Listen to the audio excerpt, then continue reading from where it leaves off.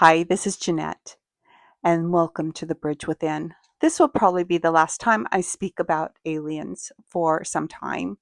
And the reason I want to talk about it now is because, kind of on a theme now, we talked about David Wilcox, and then we talked about my dream about a fake alien invasion. And now I want to share with you what my friend Nicholas taught me about. He hates it when I would say call them aliens. He says call them ETs. And so that's what I will try to remember to call them in honor of Nicholas. He was felt very connected with the ET community, and he grew up in Roswell. He remembers when that UFO crash so many years ago happened and the rumors flying around it because he was there. He was in that town. It's a small town, and people talk. Anyways, Nicholas feels like he is part of them, and they are part of us. And he was just sure that when the world started to go crazy during COVID, he said, they promised me that when if things got too difficult in this world, that if the world went off the rails too much, that they would come and get him and take him up to safety. And he really believed that, and he took great comfort in that. And you know a friend of ours, we talk about it, and she says she's just certain that Nicholas is up in a spacecraft right now trying to help mankind. Nicholas would often talk about a group of alien ETs that were part of the Great White Brotherhood. And it might be called something else now, but that's what he called it. And it kind of sounds racist if you want to think that way, but it's not. The white doesn't stand for the skin color because aliens, ETs, come in all different colors. I mean, they have even more variety of skin colors than us humans do. I mean, they have blue ones, green ones, yellow ones, purple ones.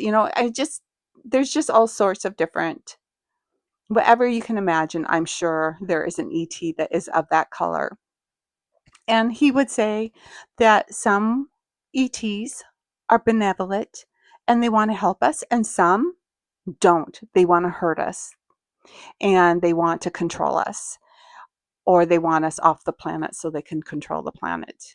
But he said that they're not allowed to harm us because of this organization, the Great White Brotherhood. And he said that that is an organization of ETs that were organized to help mankind, to help us to be able to flourish and to ascend and to grow. And so that hopefully one day that we too can join that group as humans and help out the universe.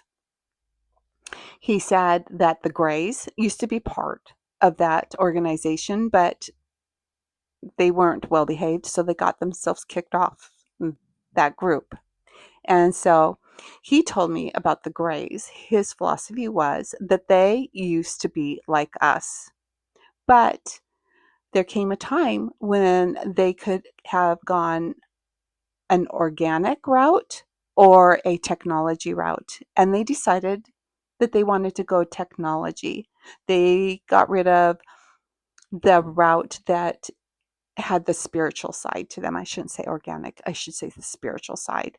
And as their spiritual side shrank and they've almost lost all of their connection with their spirit, they realized that they made a big mistake. I mean, they can't even procreate on their own anymore.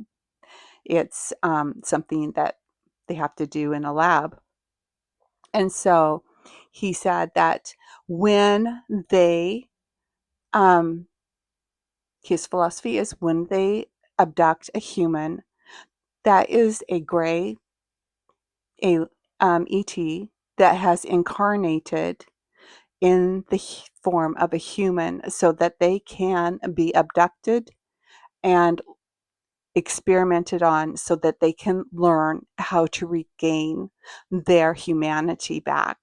So he said, those people that have been abducted, that's usually a predestined thing that they both sides agreed on. And he really believed that.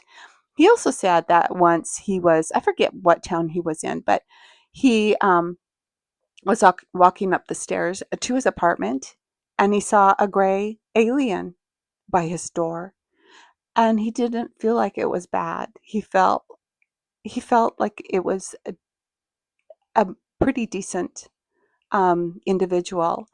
Now, did Nicholas say they were all good? No.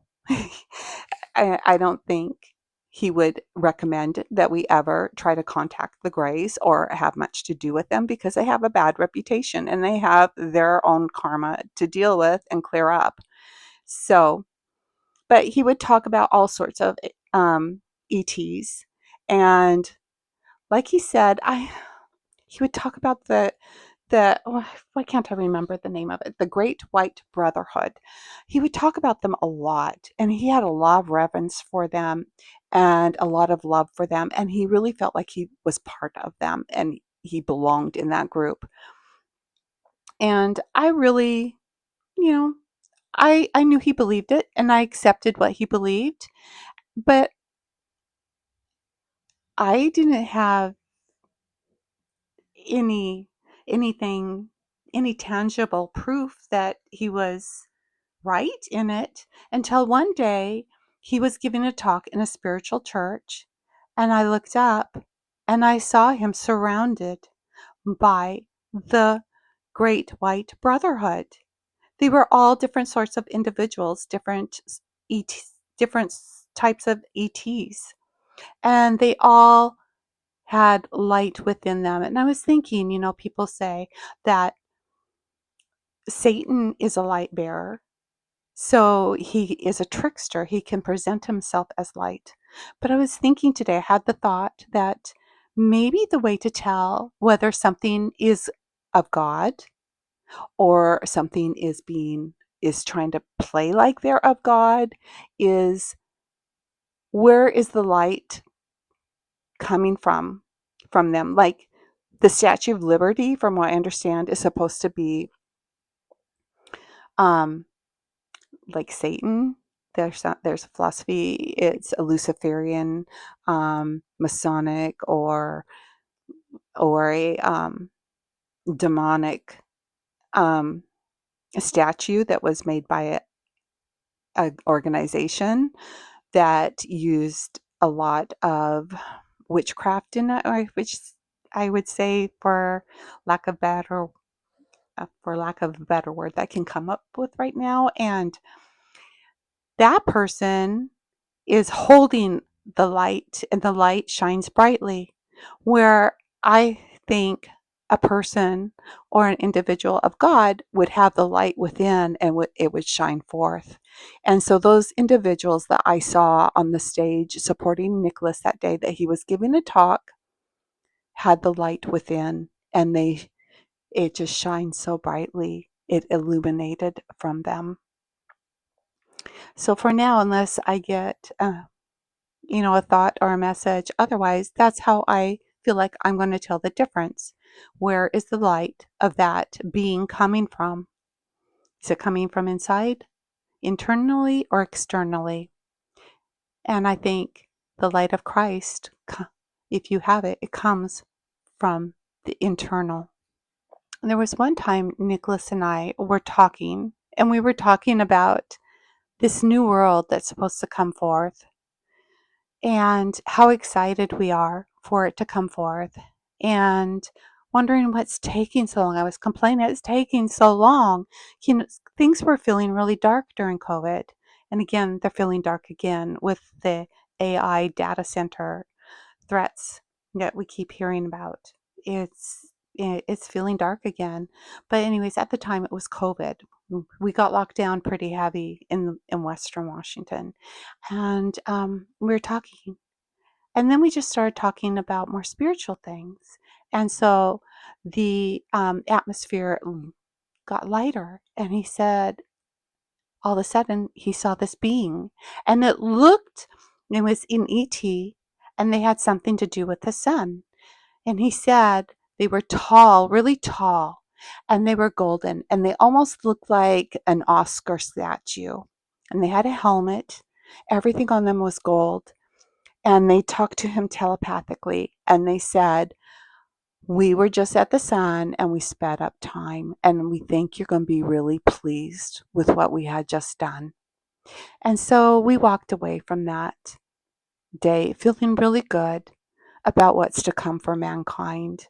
Of course, I was hoping like they sped it up really fast so everything would happen like in a month or two, but that it just usually doesn't work that way.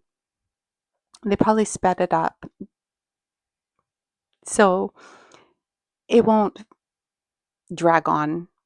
And I think we are finalizing and finishing up this time frame before that light comes flooding into the earth again. That Christ energy comes and penetrates this earth that we're to live on. And I'm so grateful that Nicholas saw these beings and shared with me what he saw as he trusted me.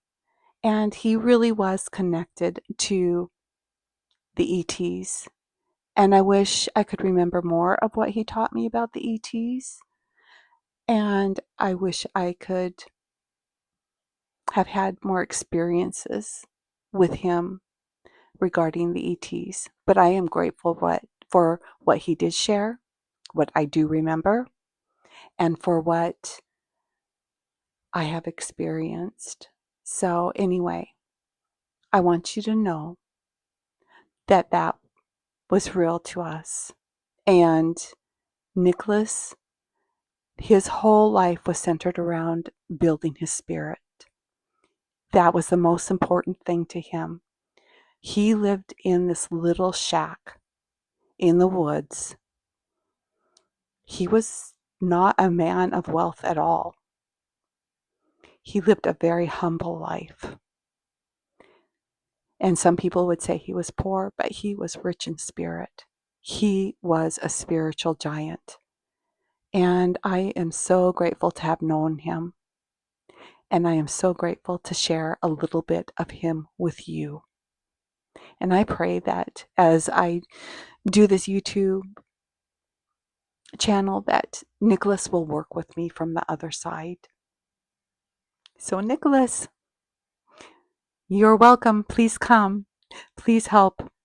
Please talk to us.